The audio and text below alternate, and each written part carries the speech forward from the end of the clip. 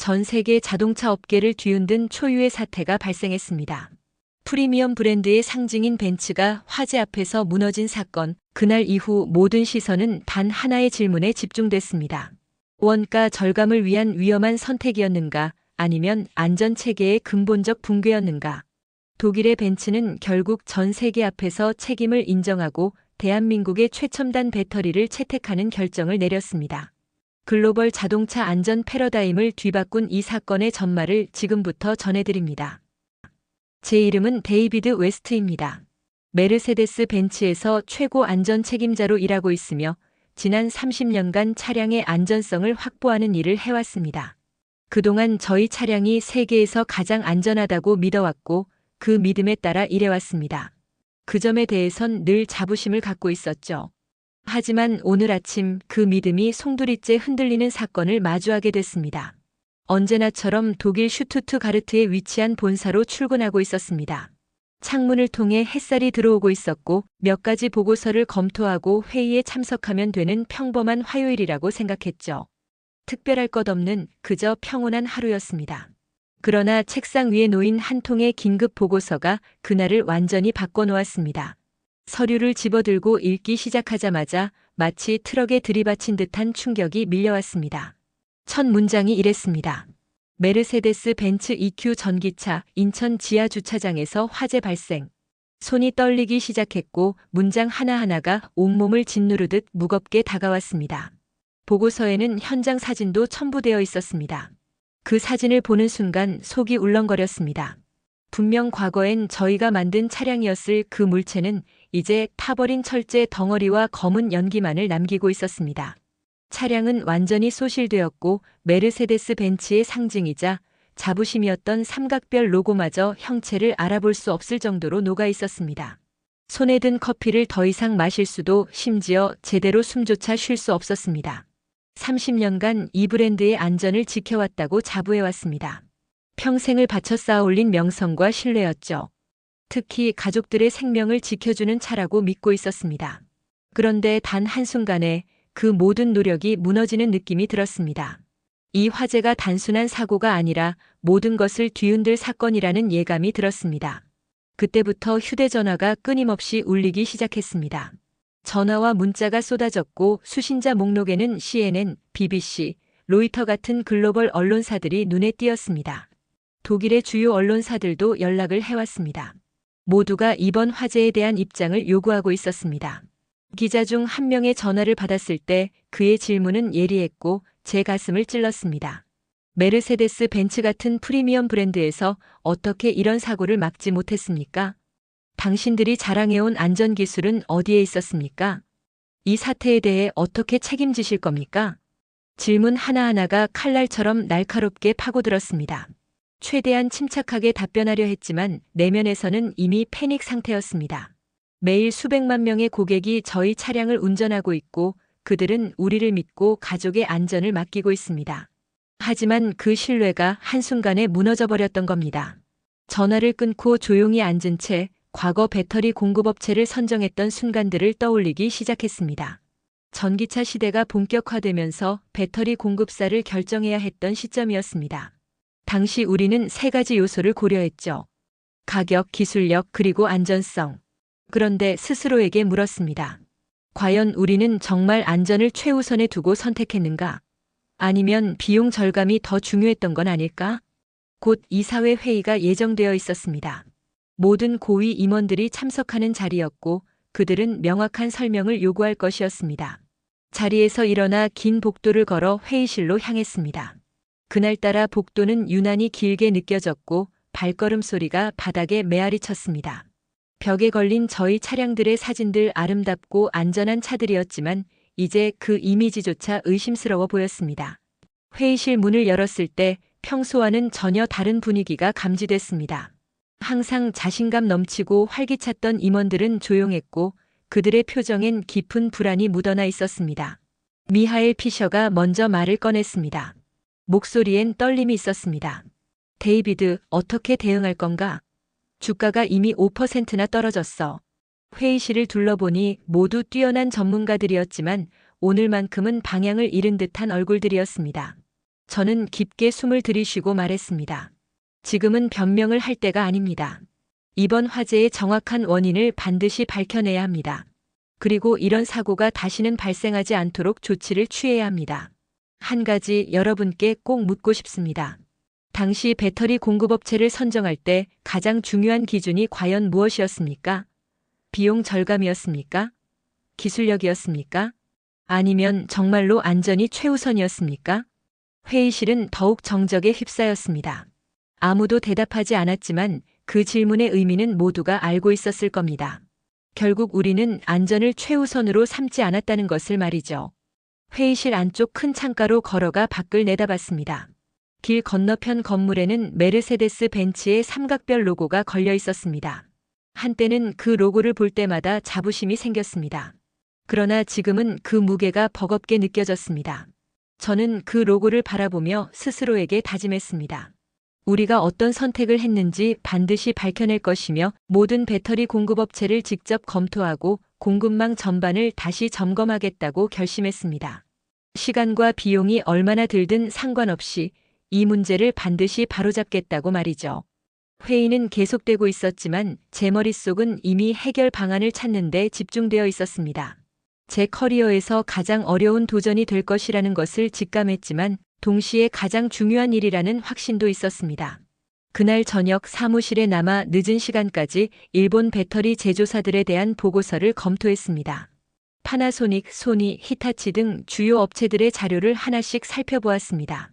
팀 리더인 에드워드 그린이 제 사무실 벽에 비교 분석표를 정리해 붙이고 있었습니다. 보고서를 분석하며 어느새 커피를 3잔이나 마셨습니다. 새벽 2시가 되어가던 시각 하나는 분명해졌습니다. 지금 우리가 가진 정보만으로는 충분하지 않다는 사실이었습니다. 그리고 더 이상 안전을 타협할 수 없다는 것도요. 그날 밤 텅 빈 주차장에서 제 차량으로 향하면서 또 하나의 약속을 했습니다. 세계 최고의 배터리 기술을 직접 찾아낼 것이고 모든 공급업체를 직접 방문해 그들이 제공하는 기술과 기준을 하나하나 검증해 보겠다고 결심했습니다.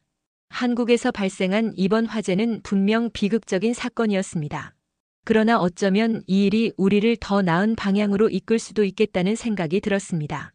처음부터 우리가 해야 했던 일 안전을 최우선으로 삼는 그 원칙으로 돌아가는 계기가 될 수 있을지도 모르겠습니다.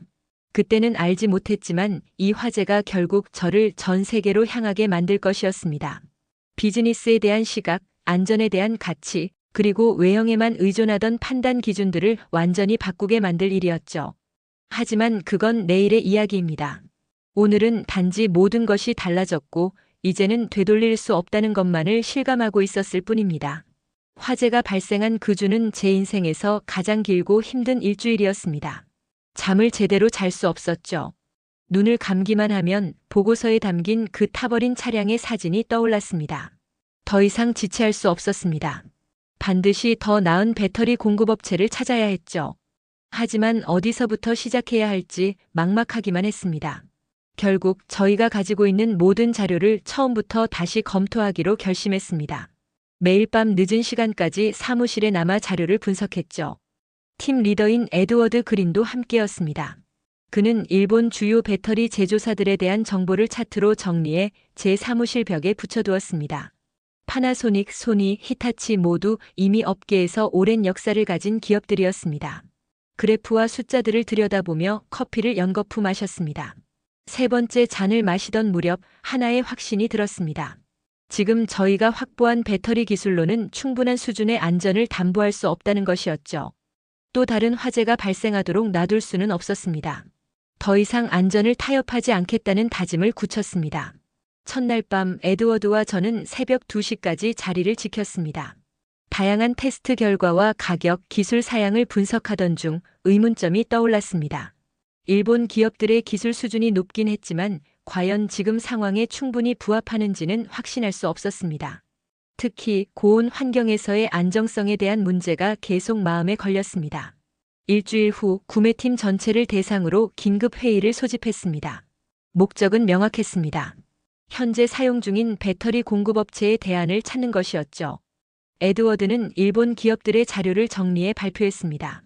파나소닉은 기술력에서 강점을 보였고 소니는 오랜 경험이 있었으며 히타치는 가격 경쟁력이 뛰어났습니다.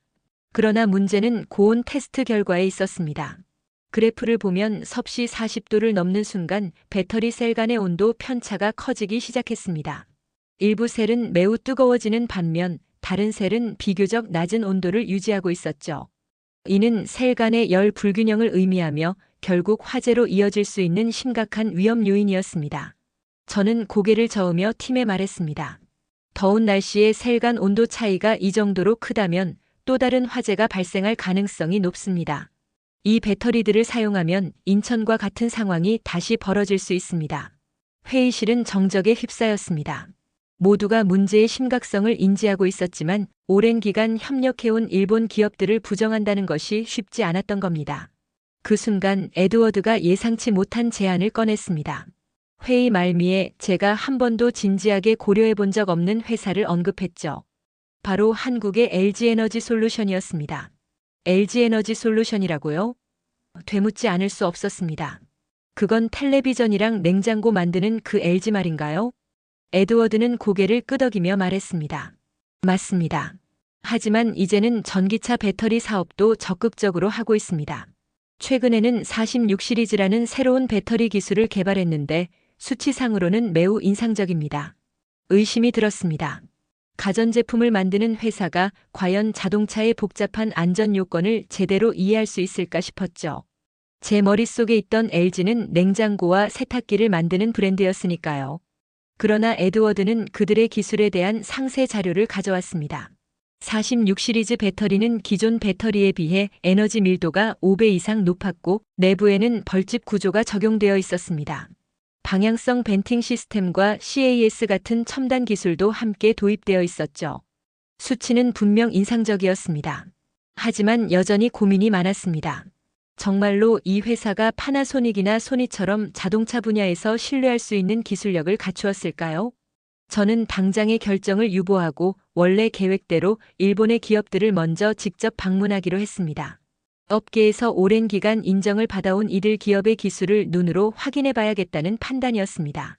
도쿄행 비행기를 예약하고 출장을 준비했습니다. 종이와 차트만으로는 결정을 내릴 수 없었습니다. 실제 시설과 엔지니어들을 직접 만나야 했죠. 비행기 창밖으로 펼쳐진 구름을 내려다보며 스스로에게 다짐했습니다. 이번 출장은 진실을 확인하는 여정이 될 것이다. 불완전한 기술은 절대 받아들이지 않겠다. 도쿄에 도착하자마자 일본의 주요 배터리 기업 중 한 곳의 기술 영업 임원인 타쿠미 이시카와가 저를 맞이했습니다. 그는 단정한 정장을 입고 조용하고도 전문적인 태도로 응대했습니다. 일본 비즈니스 문화에서 기대했던 정중함과 세심함, 그리고 깊은 전통을 모두 갖춘 사람이었습니다. 그는 저를 회사의 프레젠테이션 룸으로 안내했습니다. 공간은 깔끔하게 정돈되어 있었고 모든 자료는 체계적으로 준비되어 있었습니다.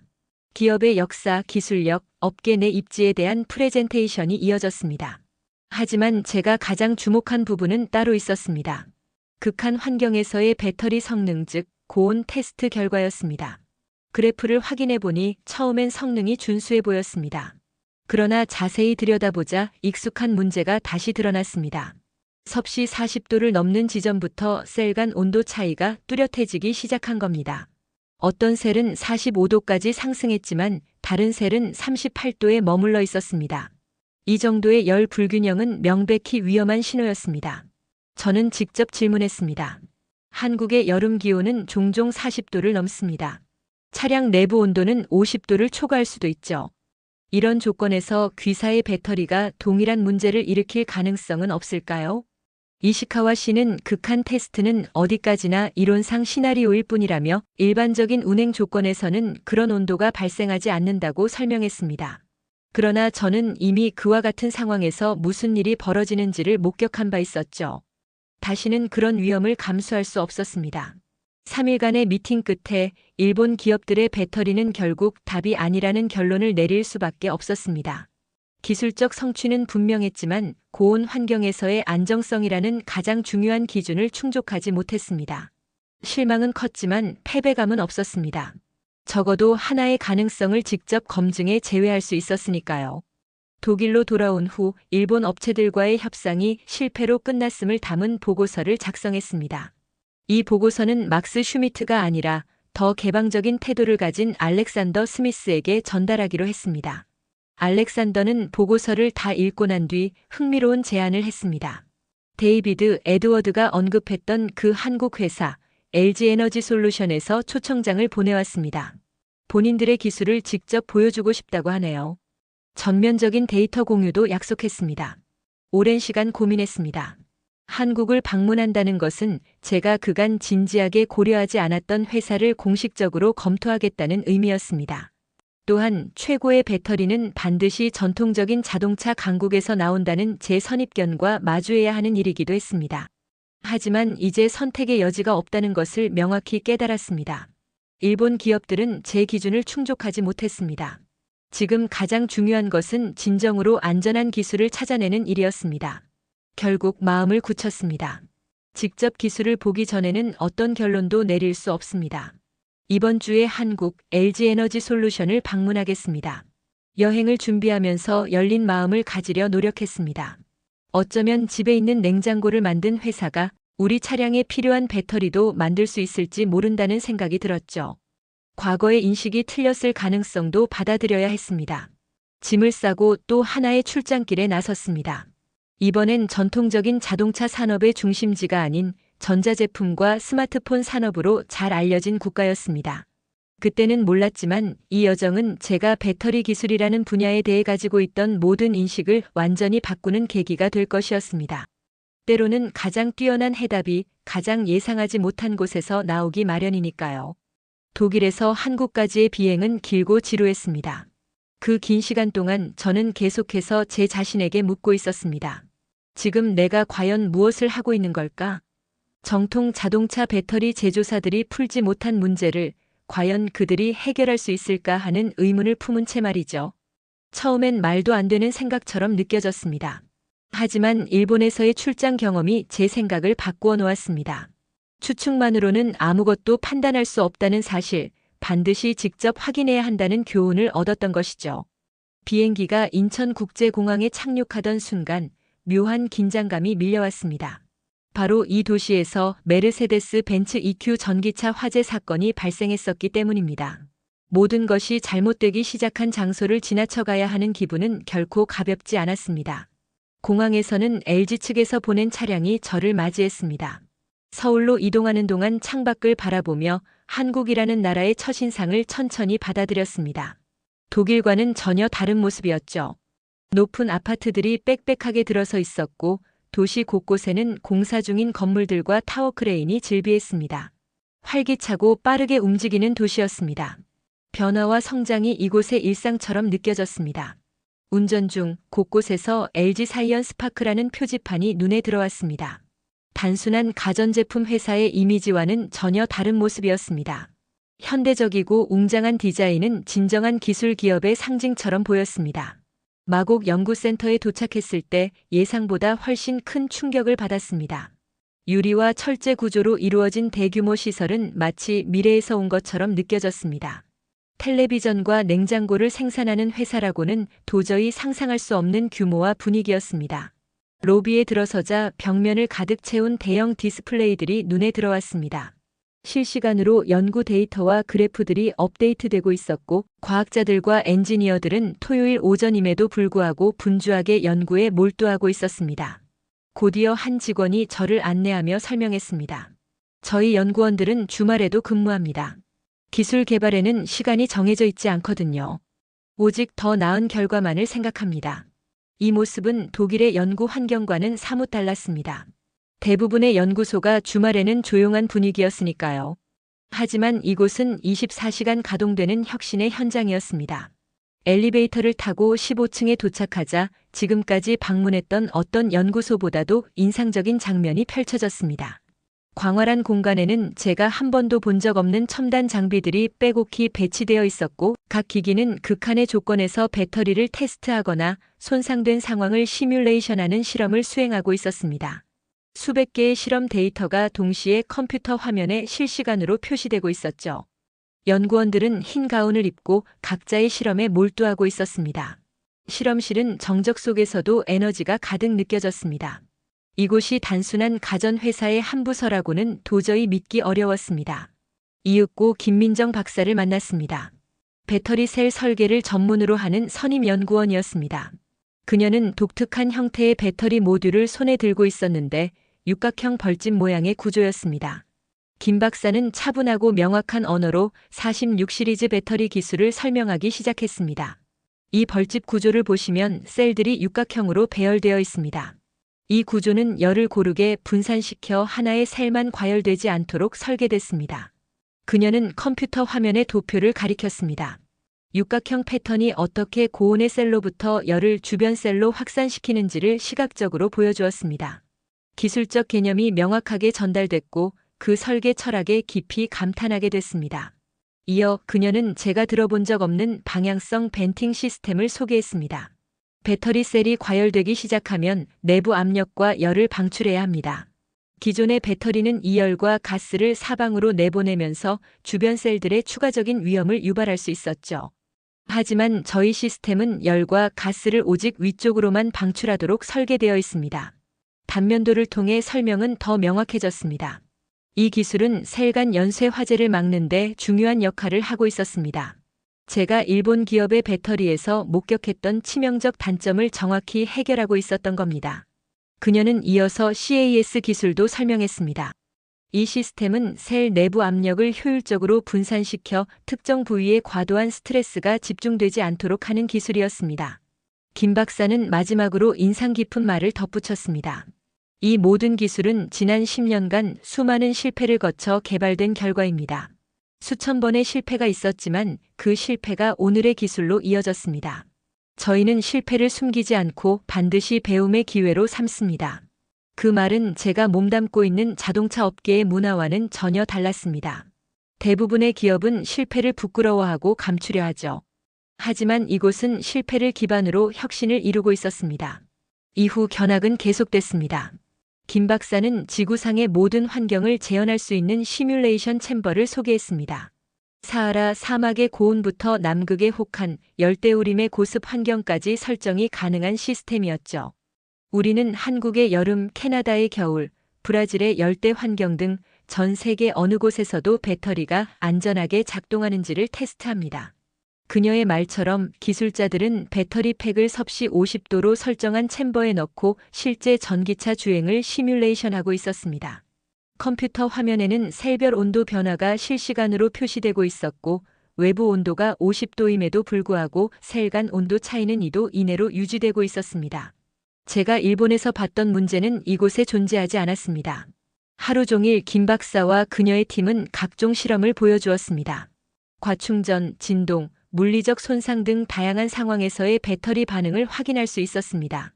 특히 방향성 벤팅 시스템은 모든 실험에서 완벽하게 작동했고 문제가 생긴 셀은 단독으로 열과 가스를 위쪽으로만 배출하며 주변에 아무 영향도 주지 않았습니다.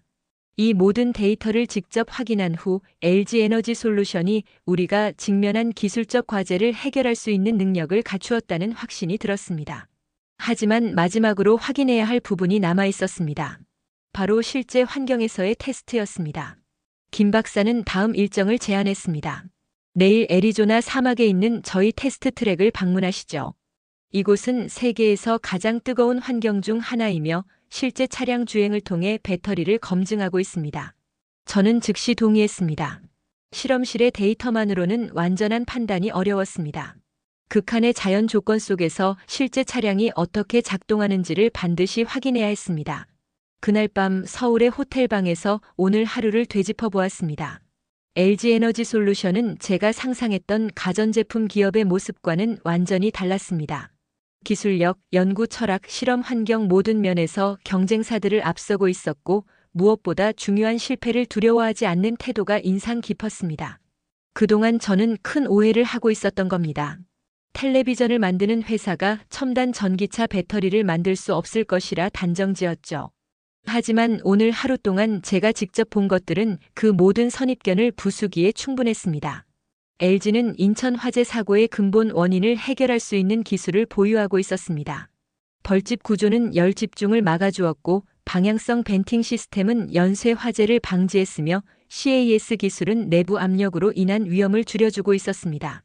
무엇보다 문제를 외면하지 않고 정면으로 마주해온 그들의 태도가 깊은 인상을 남겼습니다. 이제 저는 확신할 수 있었습니다. 겉으론 가전회사처럼 보였던 LG는 실제로는 세계 최고 수준의 배터리 기술력을 보유한 진정한 엔지니어 집단이었습니다. 내일 애리조나 사막에서 그 마지막 증거를 확인하게 될 것입니다. 그곳에서의 테스트가 성공한다면 이들은 어떤 환경에서도 안전을 보장할 수 있는 유일한 파트너가 될 수 있을 것입니다. 다음 날 아침 저는 서울을 떠나 애리조나로 향하는 비행기에 몸을 실었습니다. 제 커리어에서 가장 중요한 시험이 될 예정이었죠. LG의 기술력은 이미 실험실에서 충분히 인상적이었습니다. 그러나 기술이 진정으로 신뢰를 얻으려면 실제 환경에서의 검증이 반드시 필요했습니다. 여름의 애리조나는 지구상에서 가장 극한의 더위가 찾아오는 지역 중 하나입니다. 만약 LG의 배터리가 이 환경에서도 완벽하게 작동한다면 세계 어느 곳에서도 문제없이 성능을 발휘할 수 있을 것입니다. 비행기가 피닉스에 착륙했을 때 강렬한 열기가 에어컨이 켜진 공항 내부에서도 느껴질 정도였습니다. 외부 온도는 이미 섭씨 42도에 달했고 아직 오전 시간이었습니다. 사막 한복판 거대한 테스트 시설이 자리 잡고 있었습니다. 끝없는 모래와 바위 사이에 레이스 트랙, 기후 시뮬레이션 챔버, 모니터링 센터가 들어서 있었고 이 첨단 설비들은 마치 우주연구기지를 연상케 했습니다.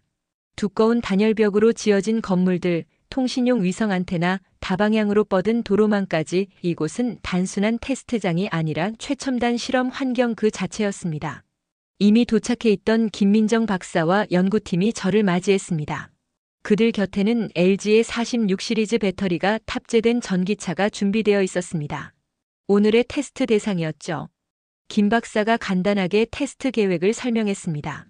오늘은 저희 배터리 시스템에 가장 극한의 조건을 부여할 예정입니다. 현재 기온은 섭씨 42도이고 해가 오를수록 더 높아질 겁니다. 차량을 몇 시간 동안 운행하면서 모든 배터리 셀의 온도를 실시간으로 모니터링할 것입니다. 차량은 겉보기에 평범했지만 내부에는 LG의 최신 배터리 기술이 집약되어 있었습니다. 오늘이야말로 그 기술이 실전에서 얼마나 효과적인지를 입증할 기회였습니다. 첫 번째 테스트는 내구성 주행이었습니다. 극한 더위 속에서 차량을 장시간 주행하며 배터리의 안정성과 효율을 검증하는 것이 목적이었습니다. 모니터링 센터에서 김 박사가 셀 단위로 온도를 표시하는 실시간 데이터를 보여줬습니다. 수십 개의 숫자들이 초 단위로 변화하며 배터리 상태를 정밀하게 분석하고 있었습니다. 운전자가 차량에 올라탔고 전기 모터 특유의 조용한 작동음이 들려왔습니다.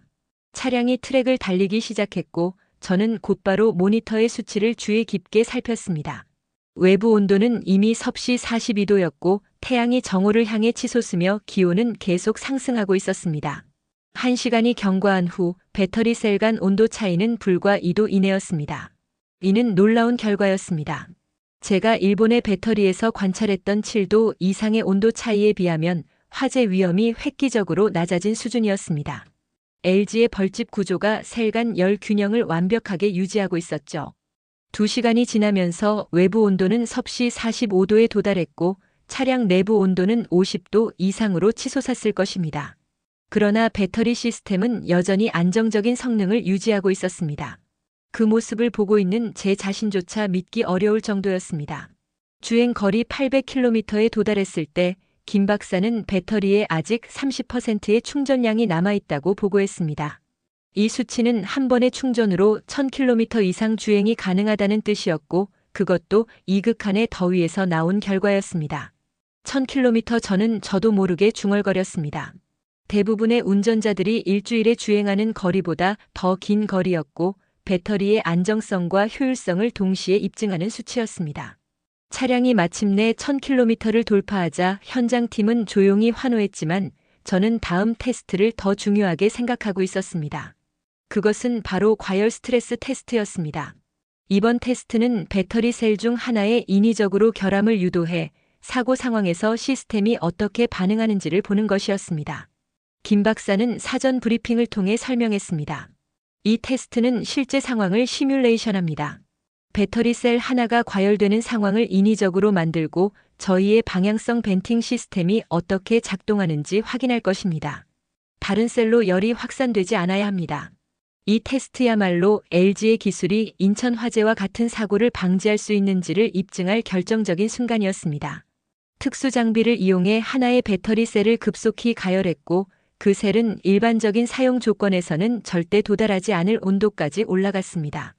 모니터 화면에는 해당 셀이 위험 수준까지 가열되는 과정이 실시간으로 나타났습니다. 그때 자동으로 방향성 벤팅 시스템이 작동했습니다. 고온의 가스와 압력이 배터리 팩의 위쪽 통로로 빠르게 분출되었고 주변 셀로는 열이 전혀 확산되지 않았습니다. 김 박사가 실험실에서 설명했던 기술이 정확히 현실에서 구현되고 있었죠. 더 인상 깊었던 건 아무 일도 일어나지 않은 셀들이었습니다. 과열된 셀 바로 옆의 셀들조차 온도 변화 없이 안정된 상태를 유지하고 있었습니다. 연쇄 반응은 발생하지 않았고 화재의 위험도 전혀 없었습니다. 이 장면은 인천 화재와 정반대의 모습이었습니다.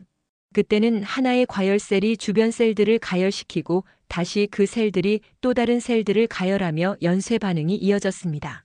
하지만 LG의 시스템은 그 연결 고리를 완벽하게 차단해냈습니다. 모든 테스트가 종료된 후 연구팀은 차트와 데이터를 바탕으로 결과를 정리했습니다. 김 박사는 말했습니다. 이 결과는 단순한 기술의 승리가 아닙니다. 지난 10년간 수천 번의 실패를 거쳐 얻은 교훈의 결과입니다. 우리는 실패를 부끄러워하지 않습니다. 오히려 실패는 저희가 더 안전한 제품을 만드는 가장 중요한 자산입니다. 해가 지고 있는 애리조나 사막의 하늘은 주황빛과 보랏빛으로 물들고 있었고 기온도 서서히 내려가고 있었습니다. 그러나 저는 그 석양이 아니라 방금 목격한 기술의 가능성에 대해 생각하고 있었습니다. LG는 인천 화재의 핵심 원인을 해결할 수 있는 구체적인 해답을 제시했습니다. 벌집 구조는 열 집중을 방지했고 방향성 벤팅 시스템은 연쇄 반응을 차단했으며 CAS 기술은 압력 축적을 억제했습니다. 숫자는 거짓말을 하지 않습니다. 오늘의 테스트 결과는 명확했고 그 성능은 제가 지금까지 본 어떤 배터리보다도 탁월했습니다. 독일로 돌아갈 준비를 하면서 제 사고방식에 분명한 변화가 일어났다는 걸 느꼈습니다. 가전제품 회사가 세계 최고 수준의 자동차 배터리를 만들 수 있을까? 라는 의문을 가지고 애리조나에 왔던 제가 이제는 분명한 확신을 가지게 되었습니다. LG 에너지 솔루션은 더 이상 가전회사가 아니었습니다. 아무도 해결하지 못했던 기술적 문제를 해결해낸 진정한 배터리 기술 혁신 기업이었습니다. 집에서 쓰던 냉장고를 만든 바로 그 회사가 이제는 메르세데스 벤츠를 또 다른 재앙으로부터 구할 수 있는 회사가 된 것이었습니다. 가장 뛰어난 해결책은 때로 우리가 가장 과소평가했던 곳에서 나옵니다. 그리고 가장 놀라운 혁신은 편견 없이 열린 마음으로 바라볼 때 비로소 발견됩니다. 저는 이제 독일로 돌아가 LG 에너지 솔루션을 저희의 새로운 배터리 공급업체로 공식 추천할 준비가 되어 있었습니다. 하지만 그 전에 이 결과가 단지 감정적인 선택이 아닌 철저한 검증을 통한 올바른 결정이라는 것을 모든 동료들에게 확신시켜야 했습니다. 일본과 한국 그리고 미국 애리조나 사막을 직접 방문하며 제 커리어에서 가장 중요한 결정을 내릴 순간이 다가오고 있었죠. LG 에너지 솔루션을 단지 가전제품 기업이라는 선입견으로 바라봤던 제 시각이 얼마나 위험했는지 이제는 분명히 알 수 있었습니다. 전통적인 배터리 기업들과는 다른 출발점이었지만 기술 수준은 오히려 더 앞서 있었습니다. 테스트는 철저했고 안전 시스템은 진일보에 있었으며 실전 검증까지 마친 상태였죠. LG는 더 이상 텔레비전과 세탁기를 만드는 회사가 아니었습니다. 세계 최고 수준의 배터리 기술을 보유한 글로벌 혁신 기업이었습니다. 슈투트가르트에 도착하자마자 사무실로 향했습니다. 이사회를 위한 발표를 준비해야 했습니다. 이번 보고는 단순한 기술 제안이 아닌 메르세데스 벤츠 전기차의 미래를 좌우할 결정이 될 것이었습니다. 3일간 애리조나 테스트 데이터를 정리하고 일본 배터리와의 비교 차트를 만들었으며 방향성 벤팅 시스템이 실제로 작동하는 장면을 담은 테스트 영상도 편집했습니다. 프레젠테이션에서 핵심은 기술력뿐 아니라 LG가 제안한 107GWh 규모 약 15조 원에 달하는 배터리 공급 계약이었습니다. 이는 단순한 비즈니스 딜이 아니었습니다. 세계 최고 수준의 안전 기술에 대한 약속이자 메르세데스 벤츠가 고객과 맺는 신뢰 회복의 선언이었습니다. 3일 후 본사 최고층 이사회실 앞에 섰습니다. 문 너머에는 메르세데스 벤츠의 최고 경영진이 모두 모여 있었고 제 판단이 그들에게 어떤 영향을 미칠지 저는 충분히 인지하고 있었습니다. 노트북과 보고서를 들고 회의실에 들어섰습니다. 공간은 무거운 긴장감으로 가득했고 타원형 테이블을 중심으로 모든 임원들이 자리를 잡고 있었습니다. 테이블 상석에는 CEO와 주요 이사진이 앉아 있었습니다. 모두의 시선이 제게 향했습니다. 이 결정이 또 다른 재앙을 막을 기회가 될지 아니면 새로운 위험을 초래할지 그 무게를 알고 있는 눈빛들이었습니다. 프레젠테이션의 첫 슬라이드가 화면에 떴습니다. LG 에너지 솔루션 배터리 안전 문제에 대한 해답. 애리조나에서의 주행 테스트 영상으로 발표를 시작했습니다. 전기차가 섭씨 48도의 환경에서 장시간 주행하는 모습, 그리고 모든 배터리 셀이 2도 이내의 온도 편차를 유지하는 데이터를 공유했습니다. 다음은 과열 스트레스 테스트 영상이었습니다. 일부러 과열시킨 배터리 셀 하나가 위쪽으로만 열과 가스를 방출하며 인접한 셀에 아무런 영향을 미치지 않는 장면이었습니다. 실험실에서 들었던 설명이 현장에서 그대로 재현되고 있었죠. 몇몇 임원은 놀란 표정을 지었고 일부는 인상 깊다는 듯 고개를 끄덕였습니다. 물론 여전히 회의적인 눈빛도 있었습니다. 저는 46 시리즈 배터리의 기술적 특징을 조목조목 설명했습니다. 벌집 구조, 셀 간 열 분산 극대화, 방향성 벤팅 시스템 연쇄 반응 차단, CAS 기술, 압력 축적 방지, 에너지 밀도 기존 제품 대비 5배 향상. 기술적 설명을 마친 뒤 LG의 제안 내용을 공유했습니다. 계약은 수년에 걸쳐 총 107GWh 규모 약 15조 원에 달하는 공급이 될 예정이며 메르세데스 벤츠 전기차의 주요 배터리 공급사로 LG를 지정하는 내용이었습니다. 한 이사회 멤버가 질문했습니다. 데이비드, 이건 매우 고가의 계약입니다. 그만한 가치가 있다고 확신하십니까? 저는 그의 눈을 바라보며 분명히 답했습니다. 메르세데스 벤츠의 가치는 비용 절감에 있지 않습니다. 저희의 진정한 가치는 고객의 생명을 지키는 데 있습니다. 그 원칙을 타협할 수는 없습니다. 마지막 슬라이드를 띄웠습니다. 화면에는 단 하나의 문장이 적혀 있었습니다. 고객의 안전은 우리의 최우선 가치입니다. 저는 말을 이었습니다. 이 계약은 단순한 부품 거래가 아닙니다. 이는 우리가 다시 고객의 신뢰를 회복하고 어떠한 상황에서도 안전을 보장할 수 있다는 약속입니다. 인천 화재에서 잃었던 것을 되찾는 첫걸음이기도 합니다. 회의실은 조용해졌습니다. 모두가 깊은 고민에 빠져 있었습니다. 투자 비용, 파트너 변경 리스크, 기술적 안정성 모든 요소를 저울질하고 있었죠. 잠시 후 CEO가 입을 열었습니다. 데이비드, 충분히 설득력 있는 증거를 제시했군요. 테스트 결과가 인상적입니다. LG의 기술은 이번 사고의 본질적 문제를 해결할 수 있는 것으로 보입니다. 저는 이 계약을 지지합니다. 다른 이사진도 차례로 고개를 끄덕였습니다. 만장일치로 LG 에너지 솔루션과의 공급 계약 체결이 승인되었습니다. 회의가 끝났을 때 복잡한 감정이 밀려왔습니다. 안도감, 성취감, 그리고 한 가지 더 겸손함이었습니다. 저는 기술의 수준을 판단하기 전에 그 기술을 만든 사람들과 그들의 철학을 먼저 이해했어야 했습니다. 추측과 선입견이 얼마나 위험한지를 다시금 깨닫게 되었죠. 인천 화재는 분명 비극적인 사건이었습니다. 하지만 그 사건은 우리로 하여금 가장 중요한 가치를 다시 돌아보게 만들었습니다. 진정한 변화는 언제나 문제를 직시하려는 용기에서 시작된다는 것. 회의실을 나서며 창밖을 보았습니다. 길 건너편 건물 위 메르세데스 벤츠의 삼각별 로고가 빛나고 있었습니다. 이제 그 로고는 단지 럭셔리와 성능의 상징이 아니라 절대 타협하지 않는 안전의 약속을 의미하게 될 것입니다. LG 에너지 솔루션은 증명했습니다. 혁신은 가장 예상치 못한 곳에서 나올 수 있고 실패를 두려워하지 않는 태도는 기술적 진보로 이어질 수 있다는 사실을요. 그리고 가장 중요한 건 이제 메르세데스 벤츠는 고객에게 세계에서 가장 안전한 배터리를 제공할 수 있게 되었다는 것입니다. 더 이상 화재는 없습니다. 더 이상 타협도 없습니다. 오직 신뢰할 수 있는 검증된 기술만이 고객의 곁에 남게 될 것입니다. 오늘의 이야기는 여기까지입니다. 긴 영상 끝까지 시청해주셔서 감사합니다. 저희는 다음에 더 따뜻하고 감동적인 사연으로 찾아뵐게요. 항상 건강하시고 행복하세요. 감사합니다, 여러분.